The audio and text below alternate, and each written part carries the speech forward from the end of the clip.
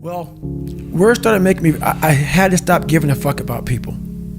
That was the biggest thing. I had to stop caring what people thought about me. I realized that everybody's fucked up. That's the one thing I realized. I walked around and I put these people on a fucking pedestal. Everybody was better than me. So I can't tell you anything about me because you're gonna judge me and I'm gonna feel even worse than what I am. What I realized, once I calmed my mind down and sat back and looked at how jacked up this world is, once you realize that you are not alone, everybody that's talking to you about how jacked up you are, only thing they've done better than you is they've hidden their fucked up world better than you have. That's all they've done. So once I realized that, if you want to sit back, like for instance, there's all these things that are on TV and we have all these news people judging people who fuck up in life. And yeah, they made big mistakes. But that person who is judging you on TV, I guarantee you that news person is saying, I'm glad that my shit didn't come out, but I'm gonna judge the hell out of you. I know that about people. So if you want to sit back and judge how jacked up I was and how messed up my life was, Merry Christmas, go for it. Have a good time. But I'm smiling at you right now, knowing you have a secret that you're not willing to share. It gives you a lot of power when you're able to go on a podcast this big and say, hey, tell me, I'll tell you anything you want to know, 'cause I no longer care. And that is a lot of power in that, to be able to put your life on a billboard for the whole world to see and say, judge it, man. Judge it. Like just me talking about it makes me feel good. And that's another thing about it. When you are willing to talk about how jacked up you are, the strength, that big rock that you carry, it just starts to come off you. It just starts to come off. That's why I do it so often. I'm like, hey man, I'll tell you anything you want to know. I'm tired of being afraid. I'm tired of not telling you shit. I'm tired of lying about how good I'm not. So in the first 100-mile race I did, I wasn't prepared for it. And I won't go deep into the story, but I detail it well in the book. Basically, I ran 101 miles in 19 hours and 6 minutes unprepared. Shit on myself, pissed blood down my leg, had 30 miles to go. Horrible, worst pain in my entire life. In that 19 hours and 6 minutes, that's all it was. I lived 100 years. I was able to pack 100 years in 19 hours and 6 minutes. All the emotions, the highs, the lows, the trauma, the failure, the success, the victories, everything you can put in a life, I put it in 19 hours and 6 minutes. And the beauty that comes out the other side of that, what happens in that time frame when you're at mile 70 and you're all fucked up and your body is destroyed and you have 31 miles to go, and you now have 31 miles to go, you're in the worst shape of your life with 31 miles to go. It's in that 31 miles that I was able to crack open another part of the human mind, a part that very few people are able to examine. Because why? They're not willing to go there. Like back to the rock, I guarantee you, when he was climbing that thing and he had ropes on, he was thinking, shit man, I can only imagine this is gonna be with no ropes at all, making some of these moves that I'm falling with ropes. The motivation when people are losing, all these people who come out here and talk about how great they are, and I see it all the time, it makes me sick, man. Get real with yourself. People cannot relate to you, man. You are unfucking relatable when you come out here and say, hey man, I'm the baddest motherfucker to ever live. Okay, great. Well, what am I gonna learn from you? You learn from people who are willing to tell you, this is where I started from.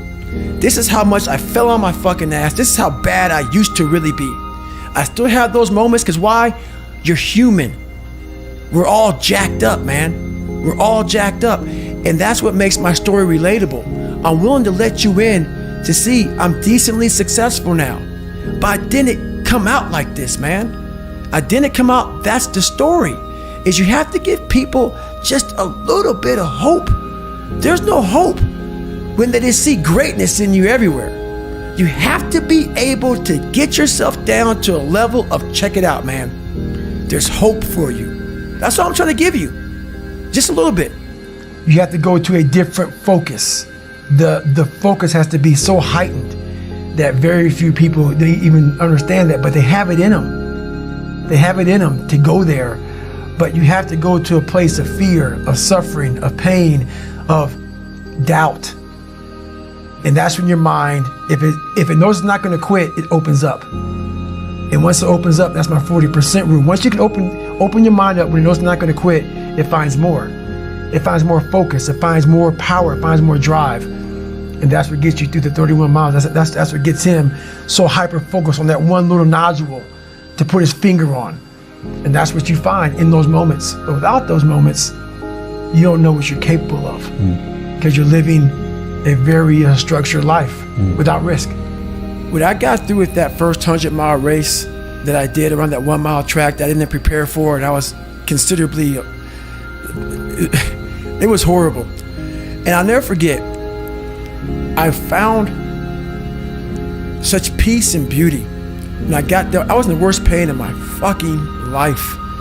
And I got done and my wife pulled the car up on my ex-wife, pulled the car up on this little lawn, and I got in the back of it. And I got up the stairs. I'm not gonna go through the whole story, but I remember laying in the tub, and she put the shower on me, and I ran 101 miles in like 19 hours, and I was like peeing dirt out of me. And I'm sitting there and I'm jackhammering, and my body is just the most broken it's ever been, even to this day. And this feeling came over me.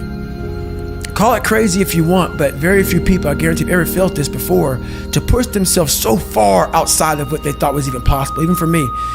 I laid in that tub and I didn't want it to go away. I had drained myself of every bit of strength, energy I had, and it was the best feeling I had in my life. All that pain, it was confirmation. It was confirmation that I had gone through a crucible, and I had figured out another level of David Goggins, a level that I thought was humanly impossible for anybody to do. When I was at mile 70 and shit and pissed all over myself, and I had 30 more miles to go, and I was damn near dead, and I was able to go 31 more miles. In that process of the next 31 more miles, I found out more about myself in that 31 miles than I ever have in my entire life. The conversations, the mental blocks, the roadblocks, everything horrible, it was just feeding at me like light speed. Get the fuck out of here, man.